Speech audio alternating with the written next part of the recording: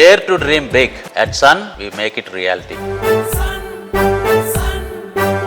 అయినా అతన్ని రక్షించాలని నువ్వెందుకు? అతను నిరపరాధి కాబట్టి. అది కాదే, అతను నీకు బాగా కావలసినవాడు కాబట్టి. వాడంటే నీకు మోజు, క్రేజ్. మీరు మాట్లాడేది యథార్థం. ఆ న్యాయదేవత కూడా నమ్మి తీరాల్సిన పచ్చి నిజం. అబ్బాయి ఆగా ఏంటి? ఎక్కడికైతే నీకెందుకు? ఇంటికేమో నన్ను కూడా తీసుకెళ్తావని. ఆ కుర్రది లేదు, అదే నీతో ఉంటుందే, దాంతో కొంచెం పని ఉంది. ఏంటా పని? కుర్రోడివి, పైగా లాయర్వి, బాధపడతావు. ఈ రాత్రికి నన్ను ఇంటికి రమ్మంది. యూస్ కౌంటర్ ముగ్గురు వదిలేసి నారది నీ దగ్గర పెర్మనెంట్ గా ఉంటుంది అనుకోకు. నా అలాటాడు దగ్గర కూడా ఖాతా పెట్టేస్తుంది. ఏం కూర్చోరా నిన్ను? నా ఒంటి మీద చేస్తావరా?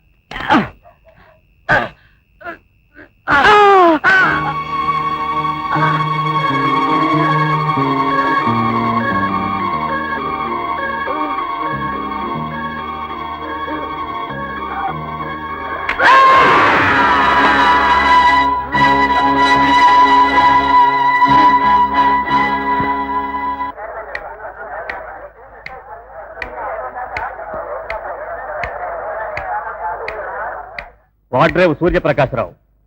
Vadrev Suryaprakasarao. Vadrev Suryaprakasarao. Vadrev Surya Prakasa Rao.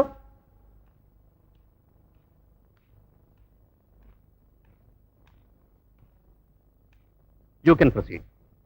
Your honour, September 9వ తేదీ రాత్రి సరిగ్గా 7:30 గంటలకి గవర్రాజు అనబడే వ్యక్తిని వాడ్రేవ్ సూర్యప్రకాశరావు అనబడే ఈ ముద్దాయి దారుణంగా హత్య చేశాడు.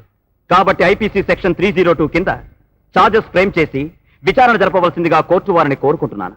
నువ్వు ఈ నేరం చేశావా? ఈ కేసు నువ్వే వాదించుకుంటావా? No no. పోనీ నీ తరఫు నీ కేసు వాదించడానికి ఎవరైనా ఉన్నారా? Your Honor, I am filing memo of appearance.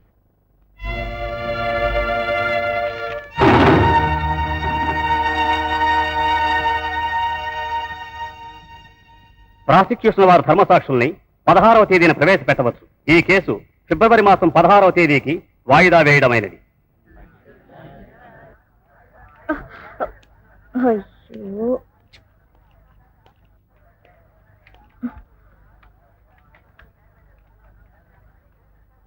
అయితే ఆ ప్రకాశం గడి కేసులో నువ్వు వకాలు తప్పుకున్నావు అన్నమాట.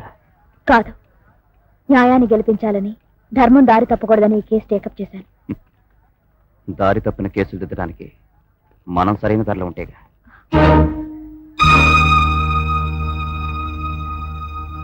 ఉన్నానని నా నమ్మకం. నమ్మకం కాదు, అది నీ అహంకారం.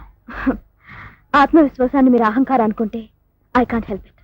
పెద్ద ఆదర్శ మహిళ మాట్లాడుతున్నావే, నీ సంగతి నాకు తెలియదనా? నిజంగా నా గురించి మీకు తెలియదు. మన ఇద్దరి మధ్య ఉన్న బంధానికి నేనెంత గౌరవిస్తున్నానో మీకు అస్సలు తెలీదు. అదే నిజమైతే నువ్వు ఈ కేసు టేకప్ చెయ్యవు, చెయ్యలేవు, చేయకూడదు. Because you know that fellow. ఆ వాడ్రేవ్ సూర్యప్రకాశరావు తప్పు చేశాడు, తెలిసే చేశాడు. అది నీకు తెలుసు. అయినా అతన్ని రక్షించాలని నువ్వెందుకు? అతను నిరపరాధి కాబట్టి. అది కాదే, అతను నీకు బాగా కావలసినవాడు కాబట్టి. వాడంటే నీకు మోజు, క్రేజ్.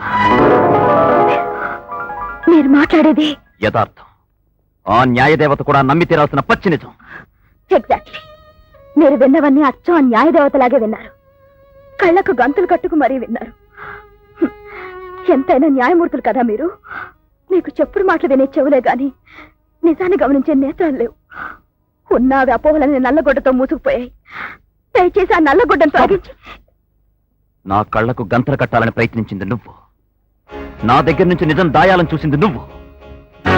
నన్ను కాదని ఆ ప్రకాశం గాడితోటి వెళ్ళిపోయిన రోజే నువ్వు ఎంతటి గొప్పిల్లాలివో నాకు బాగా తెలిసింది. నీ తెర వెనక భాగోతం, నీ తప్పుడు పురాణం గురించి ఇంకా చెప్పంటావా? ఏమండి, సభ్యంగా మాట్లాడి నన్ను ఇక చిత్తవ చేయకండి. మీ మీద నాకున్న గౌరవాన్ని పోగొట్టుకోకండి.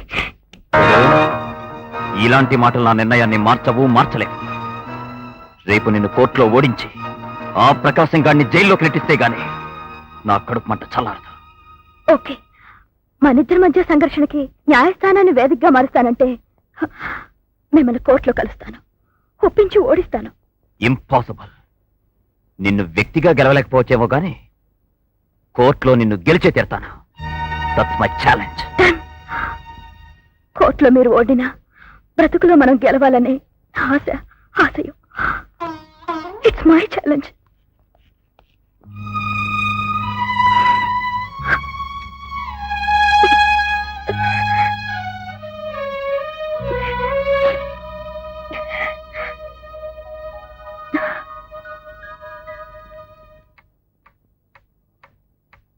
యువర్ ఆనర్, ప్రాసిక్యూషన్ తరఫున మొదటి సాక్షి.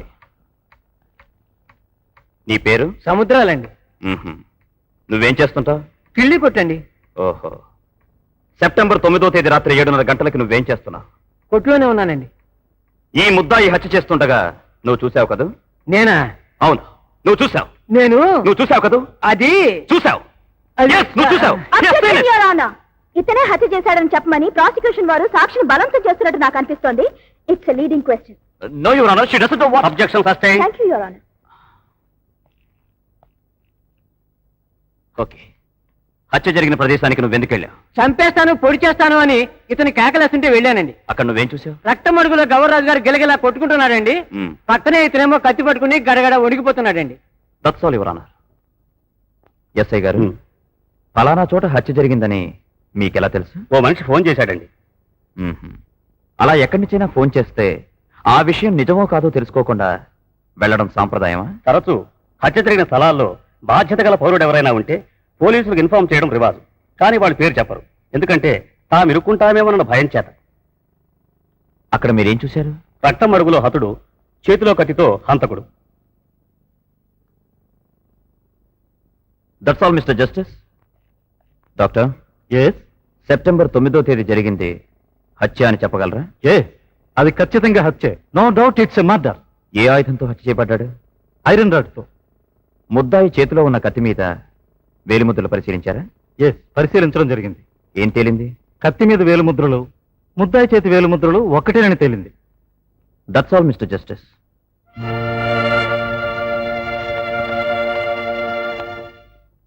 నీ పేరు సముద్రాలు కదా? చెప్పాను కదండి. నీకు కిల్లి కొట్టుంది కదా? చెప్పాను కదమ్మా. సెప్టెంబర్ 9వ తారీఖు రాత్రి 7:30 గంటలకు నువ్వు కేక విని హత్య ప్రదేశానికి వెళ్ళావు కదా? చెప్పాను కదమ్మా. పోలీసులకు నువ్వే ఫోన్ చేసావు కదా? చెప్పాను కదండి.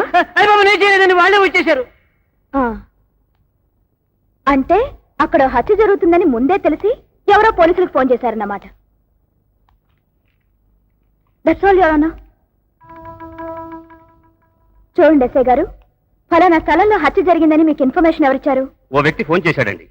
ఫోన్ చేసిన వ్యక్తి వివరాలు మీరు కనుక్కోలేదా? కనుక్కునే లోపలే ఫోన్ కట్ చేశాడండి. మీరు అక్కడికి వెళ్ళేసరికి ఏం జరిగింది? నెత్తూరు మడుగులో హతుడున్నాడు. ముద్దాయి చేతిలో కత్తితో తనే సరెండర్ అయ్యాడు. ఆ కత్తిని స్వాధీనం చేసుకున్నాం. అంటే ముద్దాయి పారిపోకుండా హత్య జరిగిన స్థలంలోనే నిలబడ్డాడు. ఎస్, ఆ కత్తిని మీరు స్వాధీనం చేసుకున్నారు. అవును. హత్య ఆ కత్తితోటే జరిగిందని మీరు చెప్పగలరా? ఆ విషయం డాక్టర్ రిపోర్ట్స్ లో ఉంటుంది.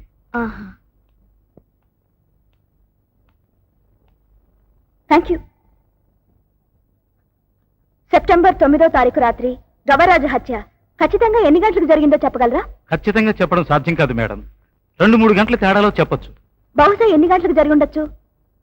బిట్వీన్ 7 and 9, 7-9 గంటల మధ్య.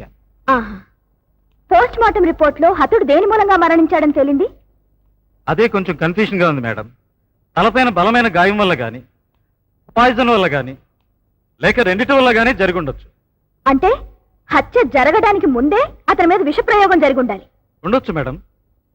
హత్య జరగడానికి ముందు అతను తాగి ఉండడానికి, ఐ మీన్ ఆల్కహాల్ కన్స్యూమ్ చేశాడని రిపోర్ట్ లో ఏమైనా? Objection, your honour. His statement is not relevant. హత్యకి అతని తాగుడుకి ఎటువంటి సంబంధం లేదు. సంబంధం ఉంది.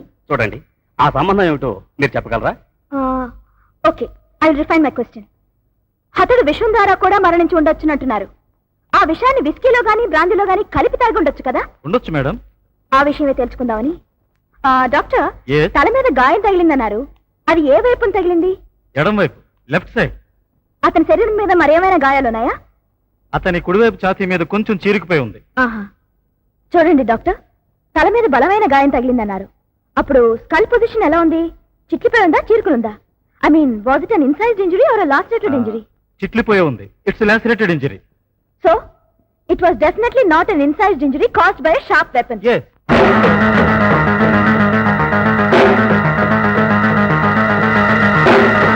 యువర్ ఆనర్, అంటే హత్యా ప్రదేశంలో ఎస్ఐ గారు రిపోర్ట్ చేసుకున్న ఎగ్జిబిట్ నంబర్ 1 కత్తి. కత్తి ద్వారా గాయం అయితే తల చీరుకుని ఉండాలి. It should have been an incised injury. కానీ డాక్టర్ గారి రిపోర్ట్ లో తల చిట్లినట్టు స్పష్టంగా ఉంది.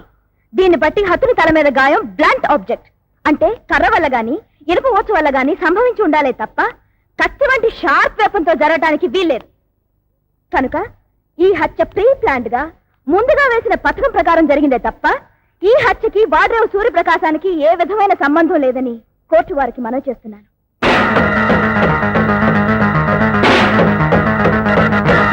Court is అడ్జర్న్డ్.